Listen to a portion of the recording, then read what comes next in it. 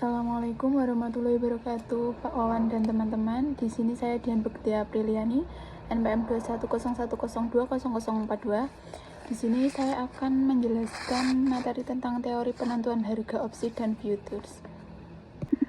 Untuk materi yang akan saya sampaikan yaitu yang pertama, call put dan saham, faktor-faktor yang mempengaruhi nilai opsi, model penentuan harga opsi, dan jenis-jenis kontrak future dengan heading dengan futures.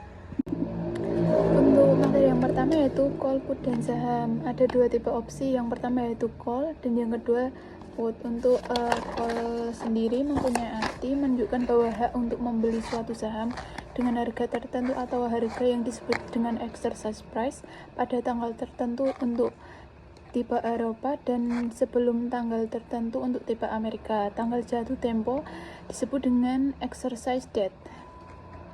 Analisis yang kita pergunakan untuk memudahkan akan diterapkan untuk tipe Eropa, meskipun konsep tersebut bisa diterapkan dalam tipe Amerika. Untuk opsi put yaitu menunjukkan hak untuk menjual suatu saham dengan harga tertentu pada waktu tertentu atau waktu sebelumnya. Untuk materi yang selanjutnya itu faktor-faktor yang dapat mempengaruhi nilai opsi. Ada beberapa faktor dalam mempengaruhi nilai opsi, dan untuk memudahkan pemahaman kita dapat memperhatikan penilaian untuk opsi call. Dengan mengetahui hubungan dasar antara opsi call dan opsi put, maka sekali kita dapat menentukan nilai atau premi opsi call, kita dapat juga menaksir nilai opsi put. Faktor-faktor tersebut yang pertama yaitu harga saham atau underlying asset. Dimisalkan dengan opsi call atas saham Bank BNI yang diterbitkan exercise price-nya sebesar 600 untuk 1 tahun yang akan mendatang. Apabila harga saham BNI saat ini tinggi, tentunya Anda berpendapat bahwa opsi tersebut semakin menarik. Kalau saat ini misalnya harga saham pada Bank BNI mencapai seharga 1000, yang sangat kemungkinan pembeli pada opsi call tersebut akan melaksanakan haknya, yaitu dengan membeli saham BNI seharga 600. Dengan makin menariknya opsi call tersebut, maka calon pembeli opsi call tersebut akan bersedia membayar dengan harga yang semakin mahal. Dengan demikian ada hubungan negatif antara opsi call dengan nilai pasar aset.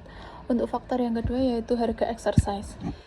Semakin tinggi harga eksekusi suatu opsi call, semakin kecil kemungkinan opsi tersebut akan dieksekusi. Dengan demikian opsi tersebut menjadi makin tidak menarik karena terjadinya hubungan negatif antara harga eksekusi opsi call.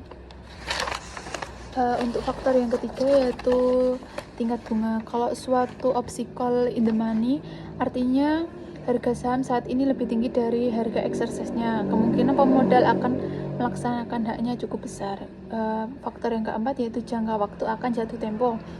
Semakin lama jangka waktu opsi, semakin besar kemungkinan juga suatu nilai aset di atas harga eksekusinya. Dengan demikian penundaan waktu opsi menguntungkan pemilik opsi. Akan terjadinya hubungan positif antara lama jangka waktu opsi dengan nilai opsi, baik maupun opsi call maupun opsi put. Faktor yang kelima yaitu volatility harga saham atau harga aset.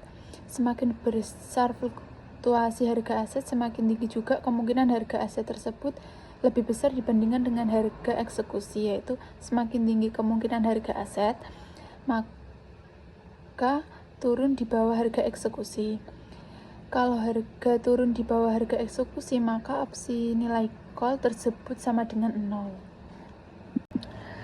Model penentuan harga opsi. Model diskon cash flow yang dipergunakan untuk menentukan harga saham tidak dapat diterapkan untuk penilaian opsi karena risiko opsi berubah setiap harga saham berubah. Pada saat kita membeli opsi call, kita mengambil posisi dalam saham tersebut tetapi menaruh sejumlah uang yang lebih sedikit daripada seandainya kita membeli saham tersebut secara langsung. Terdapat dua model untuk menaksir harga opsi. Yang pertama yaitu binomial option pricing model atau BOPM, yang merupakan model ini dinamakan binomial karena dari suatu harga saham saat ini, harga saham tersebut diharapkan dapat berubah menjadi dua harga saham pada periode berikutnya dengan peluang yang sama. Untuk model yang kedua yaitu model Black and Scholes. Selanjutnya itu future. Kalau opsi memberikan hak kepada pembeli, maka transaksi future merupakan kewajiban yang harus dilakukan oleh para pihak-pihak yang sedang melakukan transaksi. Dengan demikian, maka future mempunyai kesamaan dengan transaksi forward yang sering terjadi dalam valuta asing. Dalam kotak forward antara suatu bank dengan nasabahnya mungkin juga dengan sesama bank menyebutkan pengiriman pada tanggal tertentu dengan sejumlah uang tertentu dan kursnya ditetapkan pada saat kontrak yang disepakati. Pada kontrak future tidak dikenal dengan adanya spread antara kurs beli dan kurs jual. Biaya transaksi diwujudkan dengan komisi yang disebut dengan round trip atau sekali pembelian dan sekali penjualan yang sama jumlahnya sama kecil sampai dengan hanya 15 US dollar tergantung mata uang yang dipilih. Untuk kontrak pound Inggris senilai 62.500, biaya transaksi tersebut hanya sebesar 0,05% atau kalau didolarkan hanya sebesar 500 US dollar untuk round trip. Dengan demikian perbedaan utama pada kontrak forward adalah pada aspek-aspek tersebut. Yang pertama yaitu nilai kontrak untuk forward bebas sesuai dengan kebutuhan para pelaku. Dengan demikian, seorang pemodal dapat membuat kontrak forward untuk pound Inggris sebesar 200.000 untuk kontrak future apabila dalam pound Inggris adalah merupakan kelipatan 62.500. Untuk yang kedua yaitu tanggal pengiriman untuk kontrak forward tergantung pada kesepakatan antara pemodal dan pihak bank. Bank dalam mengirim mata uang yang dikontrakkan pada kapan saja asalkan pada jam kerja sesuai dengan kontrak yang telah disepakati di awal. Untuk kontrak future, tanggal pengiriman sudah ditentukan pada tanggal-tanggal tertentu dalam 1 tahun. Yang ketiga yaitu penyelesaian atau settlement pada kontrak forward dilakukan sesuai dengan tanggal pada kontrak kesepakatan antara pihak bank dengan nasabahnya. Untuk kontrak future, settlement dilakukan setiap hari lewat exchange clearing house. Keuntungan dapat diambil setiap hari, tetapi kerugian harus ditutup pada hari tersebut. Kegiatan ini disebut dengan marking to market. Untuk materi yang terakhir yaitu jenis-jenis kontrak future dan hedging dengan future.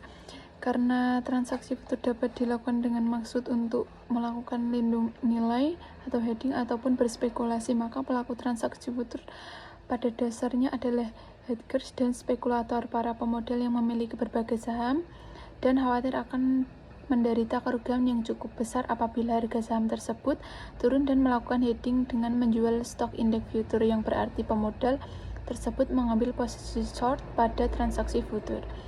Dengan demikian, apabila terjadi penurunan pada harga saham, maka ia akan menderita rugi pada saham yang telah dimiliki. Sekian presentasi dari saya. Apabila ada kesalahan saya mohon maaf. Saya akhiri, wabillahi taufik wal hidayah. Wassalamualaikum warahmatullahi wabarakatuh.